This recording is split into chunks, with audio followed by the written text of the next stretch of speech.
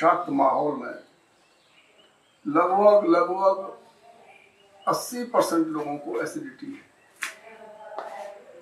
उसके कारण तो अनेकों हैं, लेकिन खास तौर से जो मोटे मोटे कारण बताता हूँ,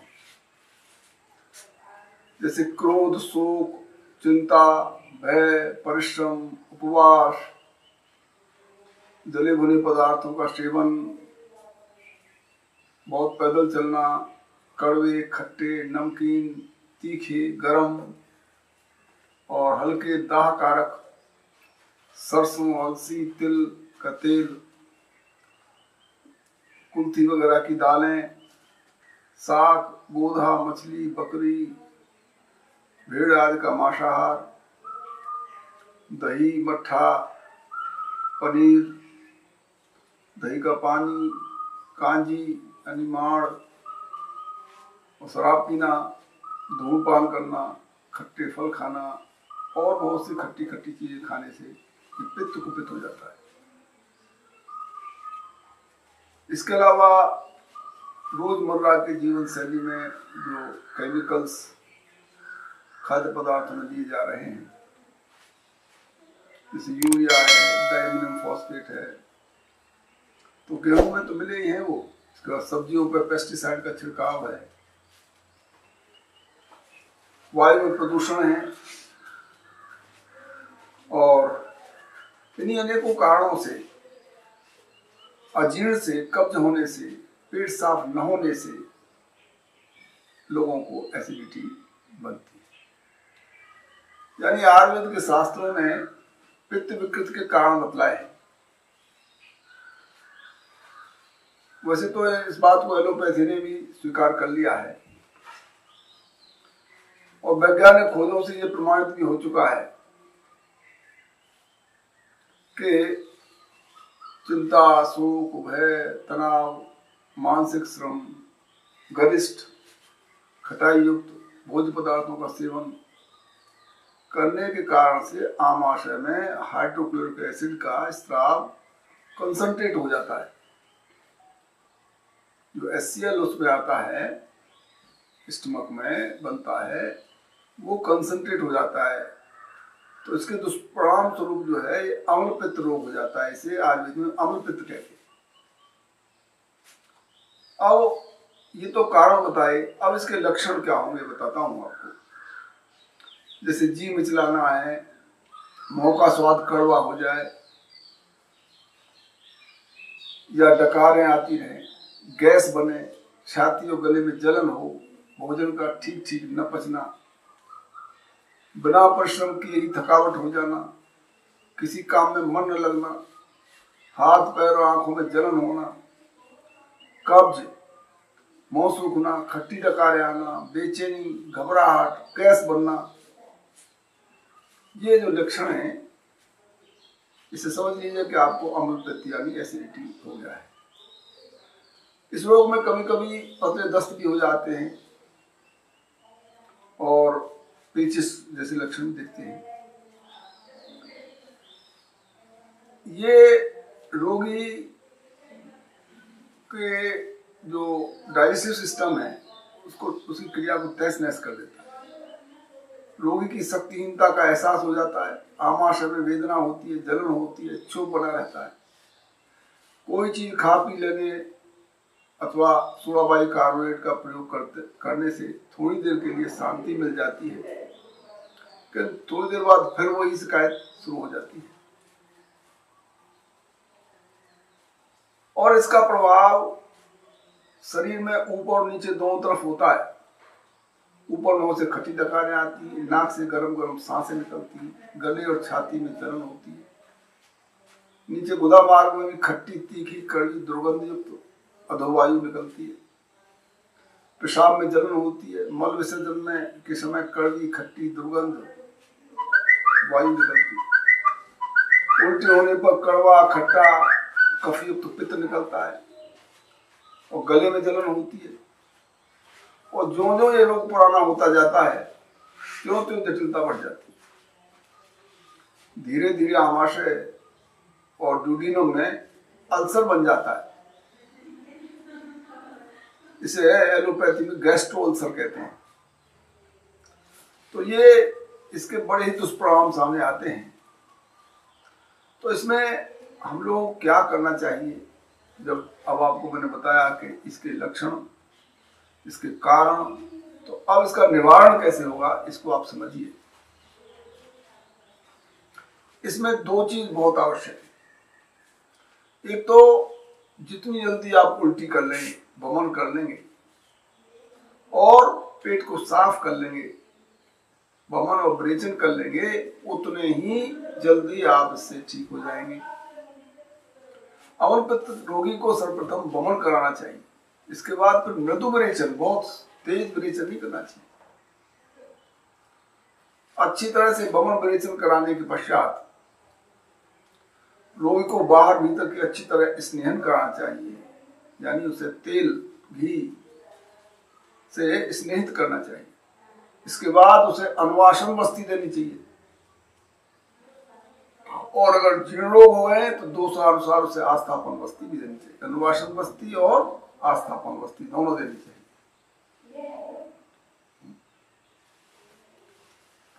अम्ल पित्त में विरेचन देने का बड़ा महत्व है। जैसे ही वमन विरेचन कर लेंगे रोग को एकदम आराम मिलता है। अब इसमें हमें ध्यान रखना है कि वमन किन औषधियों से कराना है, विरेचन किन औषधियों से कराना है। तो वमन कराने के लिए हमें पटोल पत्र, परवल कहते हैं, नीम, मैनफल, सेंधा नमक, शहद, इन सब का काढ़ा बना करके और ठंडा करके शहद में मिला के पिला देना चाहिए। एक तो ये। दूसरा, लवण युक्त उष्ण जल पिलाकर गले में उंगली डाल करके भी वमन कराया जा सकता है। तो ये वमन बताया मैंने। वमन किन किन दवाओं से, वमन मीन्स उल्टी किन किन चीजों से करानी चाहिए। इसके बाद विरेचन कराना है, विरेचन मीन्स दस्त कराना है। इसके बाद अब विरेचन, तो विरेचन बहुत ज्यादा नहीं कराना चाहिए, मृदु विरेचन कराना चाहिए। अब इसके लिए हमें सबसे अच्छी चीज है निशोथ। यह पित्त शामक भी है और विरेचक भी है। इससे पित्त भी शांत होता है और विरेचन भी होता है। तो मृदु विरेचन के लिए निशोथ इस्तेमाल करना चाहिए। और कभी कभी इसमें निशोथ के साथ आप अगर हड़ मिला लें, हड़ का चूर्ण, तो और अच्छा रहेगा।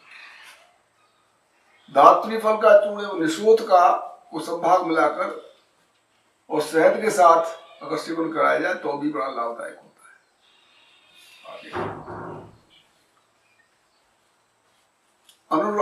अनुवासन एवं स्नेहन के लिए वमन विरेचन करने के बाद उसे घृतपान करना चाहिए। घृतपान में क्या, पंचतिक्त घृत और शतावरी घृत, इनको इससे स्नेहन करा करके अनुवासन वस्ती देना चाहिए। जिन लोगों में अनुवासन वस्ती के बाद ही आस्थापन वस्ती दी जाती है। तो इस तरह से मैंने आपको जो बताया,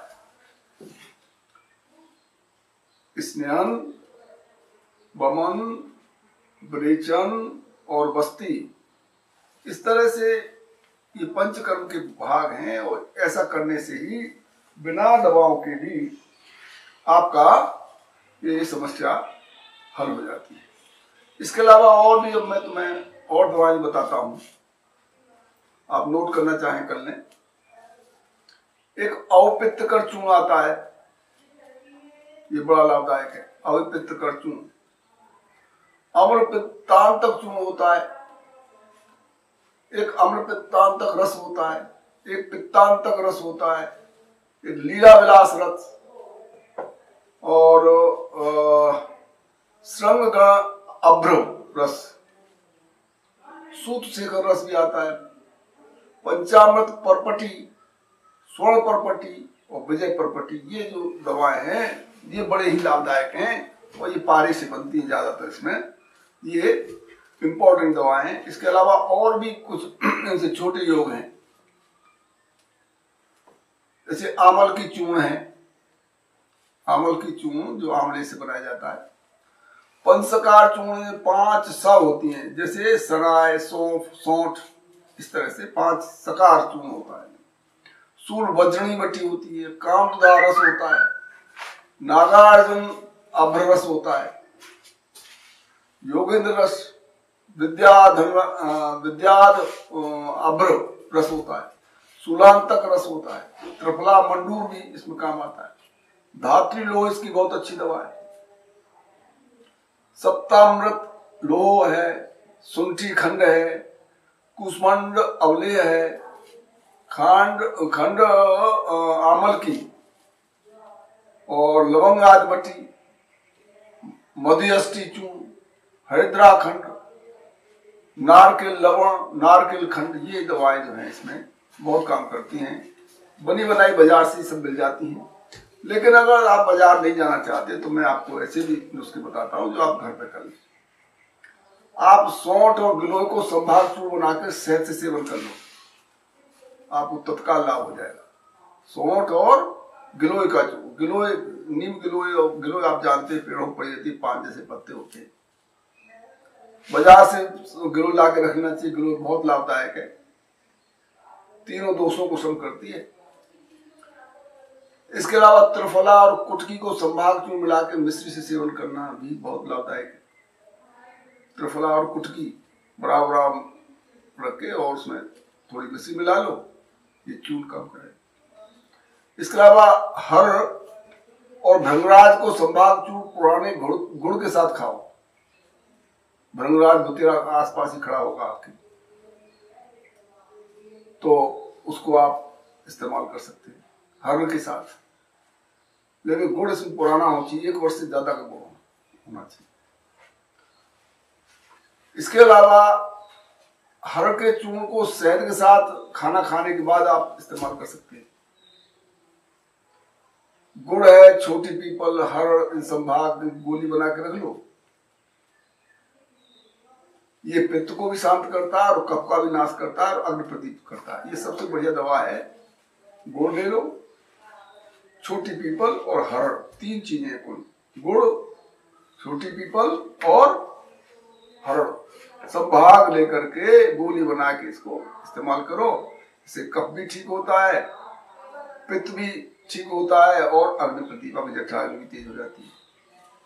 इसके अलावा अड़ूसा, गुड़ची, पित्त पापड़ा, नीम की छाल, चिरायता, हरित की, अमल की, बहेड़ा और परवल के पत्ते, ये सब 1.5 ग्राम लेके जौकुड़ करके 500 ग्राम जल में पका दो और उसे ऐसा गर्म करो कि आधा रह जाए, और उसे शीतल करके 6 ग्राम शहद मिलाकर रोजाना दसांग कषाय के साथ सेवन करें।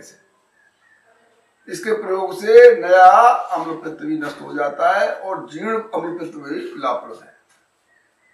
इसके अलावा आप लीला विलास रस है, उसकी 2 रत्ती, कौड़ी की भस्म है, कपड़ भस्म कहते हैं, शंख भस्म भी है, 2 रत्ती इसकी मात्रा लेकर मधु के साथ सुबह दोपहर शाम को 3 बार लीजिए, आपका एसिडिटी खत्म हो जाएगी। तो इस तरह से काफी दवा मैंने आपको बताई, और भी अगर आप जानना चाहते हो तो मैं और बताता हूं आपको।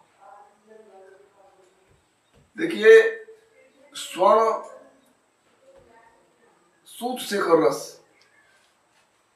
यानी स्वर्ण सहित सूत शेखर रस, प्रवाल पंचामृत है, धात्री लोह है, प्रवाल पिष्टि है, कपर्दक भस्म है, ये 2 रत्ती की मात्रा में लेकर के द्रक्षावलेह के साथ प्रयोग करिए, आपकी एसिडिटी खत्म हो जाएगी। अभ्रक भस्म बहुत अच्छी चीज है, आपकी नस नाड़ियों को, हृदय की बॉल को, फेफड़ों की बॉल को, आपकी डाइजेस्टिव सिस्टम के पूरी जो एंडोडर्मिस है उसको, किडनी की जो डर्मिस है उसको, सबको मजबूत करती है। तो अभ्रक भस्म लेना, सहस्त्रपुटी, तो अभ्रक भस्म ले लो 1 रत्ती, सुरमाचिक भस्म और प्रवाल पिष्टि ले लो 2 रत्ती, और आमल की चूर्ण ले लो 1 ग्राम, और इन्हें मिला करके घी और शहद बराबर नहीं हो, घी और शहद अलग अलग मात्रा में हो के साथ लेके दिन में 3 बार लीजिए। और पित्त का चूर्ण भोजन के पहले और 2 बार जल से सुबह शाम लीजिए दूध के साथ, तो आपका ये एसिडिटी खत्म हो जाएगी। सुबह शाम सूप से कर रस 1 रत्ती, कामदुधा रस 2 रत्ती सहज से लो। भोजन के बाद दोनों समय औपित्त कर चूर्ण 3 ग्राम और सर्ज का सत्व 1 ग्राम जल से दीजिए।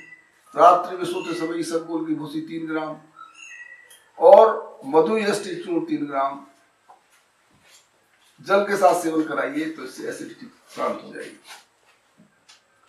प्रातःकाल नाश्ते में सबसे आसान है, 1-2 मीठा केला खाकर दूध पी लीजिए। नाश्ते में 2 केले खाइए मीठे, पीले पीले दागदार, और उसे दूध पी लीजिए, तो आपको एसिडिटी नहीं होगी। सबसे आसान है, हर घर में ये किया जा सकता है। इसके अलावा इसबगोल की भूसी 50 ग्राम, औपित्त कर चूर्ण 50 ग्राम मिलाकर सुरक्षित रख लो, और इस मिश्रण का 10 ग्राम की मात्रा में दोपहर और रात्रि के खाने के बाद ठंडे और मीठे गाय के दूध के साथ सेवन करिए, तो आपकी एसिडिटी खत्म हो जाएगी। 25 ग्राम जीरा भुना हुआ और 25 ग्राम कच्चा महीन पीस लो जीरा, और इसमें छोटी इलायची के बीज डाल लो और छोटी सौंफ 10-10 ग्राम मिलाकर चूर्ण बनाकर सुरक्षित डिब्बे में रख लो, और यह चूर्ण भोजन से 5 मिनट पहले ले लें। 5 ग्राम की मात्रा में जल से सेवन करें, तो फिर आपको एसिडिटी नहीं होगी। तो ये इस तरह से बहुत से योग है, जिसको जो योग सूट करे, जो उपलब्ध हो, उसे आप लेकर के इस एसिडिटी से छुटकारा पा सकते हैं।